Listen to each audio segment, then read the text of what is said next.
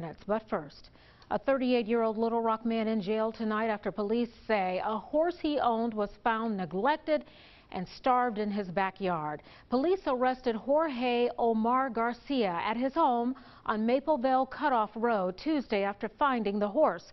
Fox 16's Charmaine Nero spoke to police and neighbors near the Southwest Little Rock home, who say it's unusual to hear something like this happening in their part of town. Exactly, Donna. People say when they first saw this horse, he was in good shape, but they say after a while it started to show signs it was being neglected. For 20 years. I don't know about a lot of problems and trouble that goes on. Ernestine Montgomery has called this part of Mapleville Cutoff Road in Little Rock home. Those neighbors right there are like a son and a daughter. She can point out her close neighbors and says everyone looks out for each other. So it came as a shock when she found out just down the road. Police arrested 38-year-old Jorge Garcia for animal cruelty. One of our officers was out there, kind of unrelated, and came across a horse in the backyard of this address. Officers say the horse's rib cage was visible and there were sores all over the animal's body. They say the horse was emaciated and there were no signs of food or water nearby. The hooves were so long that it probably could not stand up and walk on its own, even if it wasn't too weak to do so. Police say Animal Services visited the home and confirmed that the horse was in terrible shape, forcing them to euthanize the animal right by this fence. Actually, wrote in his report that he had seen this same horse a couple of months ago, and the horse seemed fine. It was up and seemed to be doing, great. Police say the horse is undergoing a necropsy to determine what other sicknesses it may have had. I don't think it's a good thing. Now police in this community are hoping this kind of animal abuse doesn't happen in this neighborhood anytime soon. They have feelings, and they don't talk and explain like we do, but they know when they are being misused. Police say Garcia faces animal cruelty charges and is sitting now in the Pulaski County Jail. Back to you, Donna. You know what, Charmaine, I'm just a little curious. You said, or I said in the lead-in in the beginning, that folks who live in that area say it's uncommon for something like this to happen in their neck of the woods. So I'm wondering if they saw anything, if they noticed anything. They say it's normal for them to see a dog behind a house or, being abandoned or mistreated. But to see a horse, a lot of people didn't even know that horse was there. So people that live directly next door said they noticed the horse and noticed that it was probably being neglected. But people that lived in that area for the most part, including that woman, said she didn't even know the horse was there. They were caught by surprise. All right, Charmaine Nero, thank you. Now, weather to plan your day with Fox 16 Chief Meteorologist Jeff Baskin. Well, certainly heating back up many parts of the state, up into the 90s for high temperatures, 92 in Searcy, 92 in Hot Springs, 91 in Russellville. Little Rock, well, officially didn't hit 90 degrees today, 89 the high temperature, although pretty much everybody else in the 90s for high temperatures. So just a couple of spots not quite officially cracking that 90-degree mark. And tonight, still pretty warm out there. Temperatures range from the mid-70s to the mid-80s. A very warm 85 right now in Stuttgart, 82 in Hot Springs, 81 in Mena, and down to 78 right now in Little Rock. Humidity, it's not awful out there, so it's actually relatively comfortable, at least by June standards in Arkansas. Taking a look at the satellite and radar, mainly clear skies across the area. We do have a few thunderstorms coming out of the high plain states, and that is going to develop into a cluster of storms, but that's mainly going to stay to our west as we go into tomorrow. So we start off, once again, mainly clear skies, and for the afternoon, sunshine, maybe a few fair weather clouds. That's about it. Here comes that weak disturbance around the area of high pressure over the plain states, pretty much centered right over Texas, and that's going to mean some showers and thunderstorms likely for parts of Oklahoma. But right now it looks like that disturbance stays far enough west that it is not going to have an impact on Arkansas, so we stay dry. Here's what it breaks down to in your hour-by-hour forecast. Waking up to temperatures in the upper 60s, actually feeling pretty good for the early morning hours, but it heats up really fast. By lunchtime, up near 90, and high temperatures low to mid-90s as we go into the afternoon. We are talking about even hotter temperatures in your 7-day forecast. That's coming up in just a few minutes. All right, Jeff. Oh, a Monticello man is in jail tonight after police say he randomly stabbed a man who was in a Walmart parking lot. 25-year-old Christopher Barfield is facing criminal attempt to commit murder and first-degree battery charges. Fox 16's Mitch McCoy breaking this story earlier today. He's in Monticello tonight with more. Monticello police officers were called to this Walmart late Tuesday evening after witnesses say a man was stabbed in the neck by a man he didn't even know. All right, what's the name of under it? Well, it's business as usual at Bubby's in Monticello. Billy Clarington says the random stabbing in the parking lot next door hits too close for comfort. I closed here, got out around like 9:30, and I think it happened like around 11. Monticello police say the attack happened in the Walmart parking lot off Highway 35 late Tuesday evening. I was like kind of like nervous actually. Investigators say the victim was sitting in his car when 25-year-old Christopher Barfield opened the victim's car door, then cut the man's neck. Not promised tomorrow. I mean, you know, the good Lord was watching out over him. John Hopper, who's friends with the stabbing victim, tells me his friend has cerebral palsy. I've always been the type of person to have a huge heart, real down-to-earth guy. The victim is expected to survive, but friends say needed more than a dozen stitches on his neck. I'd be more aware of my surroundings. While Billy works, she is also still pondering why the stabbing suspect tried connecting with her on social media days before the attack. And I was like, oh my God, like he added me on Facebook the other day. Billy tells me that she did not accept Barfield's friend request because she says she doesn't even know him. Police have not released the victim's name. I am told by jail officials that it took them hours to process Barfield because he was, quote, in quite a state. He'll be in jail until his first court appearance. In Monticello, Mitch McCoy, back to you. Well, a West Memphis woman is in jail tonight, arrested in connection with the death of her child. 34-year-old Kadasha Bedford faces second-degree murder charges.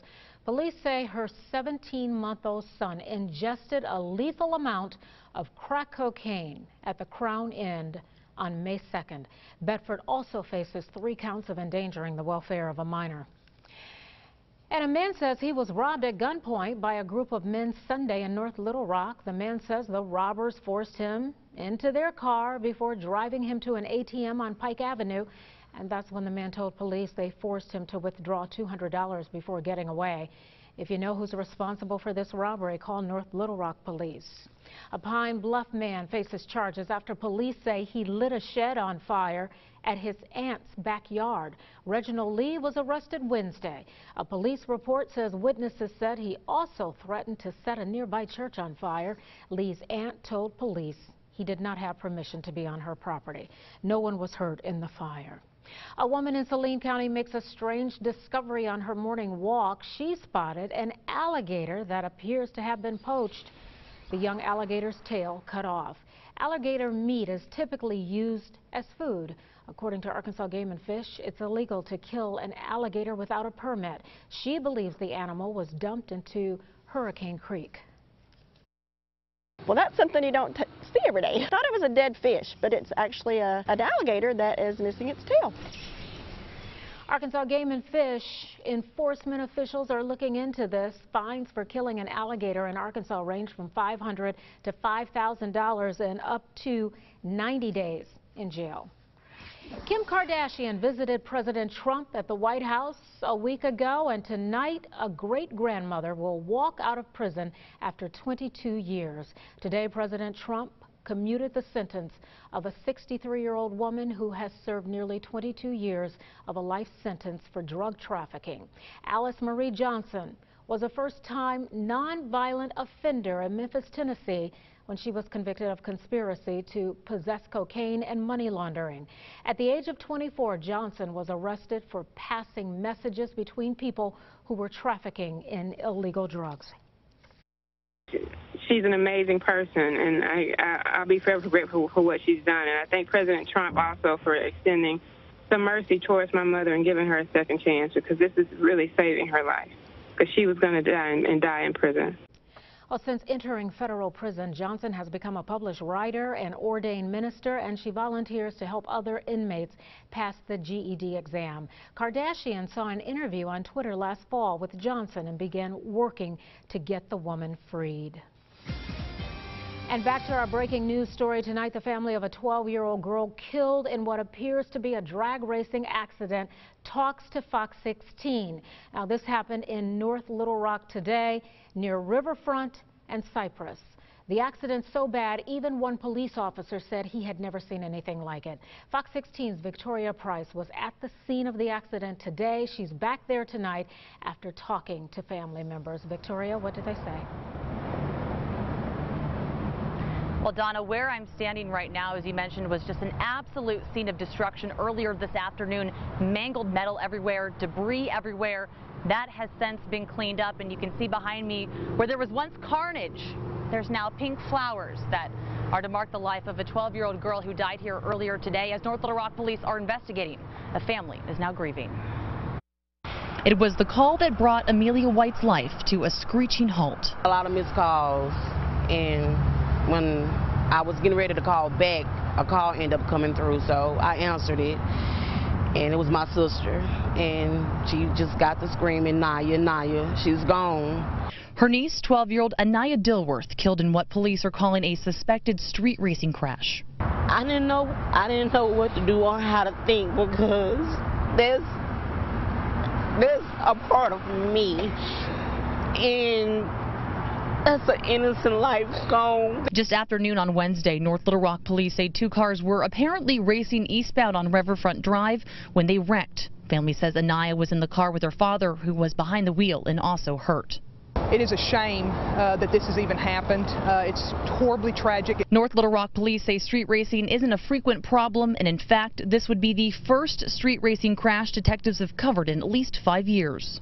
Walk every day, go to the park every day, walk their dogs every day, live very close to the roadway, you know, like the apartments behind us here. We're just very fortunate, as tragic as this was, that no bystanders were injured during this incident. It only took a couple of hours for crews to clear the scene. She is amazing. But it'll take much longer for these hearts to heal.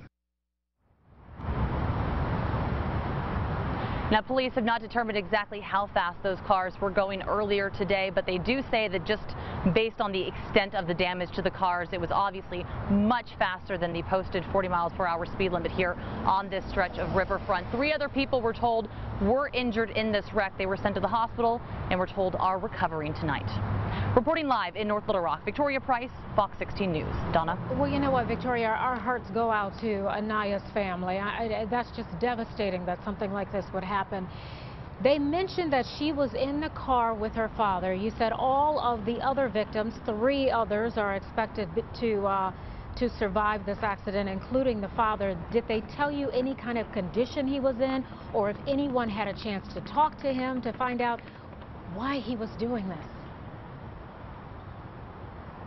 As far as to why he was doing this, we really haven't heard anything from the family or from police. In fact, the family that I spoke to sounds like they have some rather estranged or difficult relations with Anaya's father, so they didn't really want to comment too much on that. They did tell me that it's their understanding that he suffered a broken leg, possibly, and some other minor scratches, bruises, things like that. But again, the official word from police is that there were just 3 other people injured, significantly injured. They didn't really go into detail, but are recovering tonight, according to our last update from police. Okay, and of course we'll learn more in the days and weeks ahead. Thanks a lot, Victoria.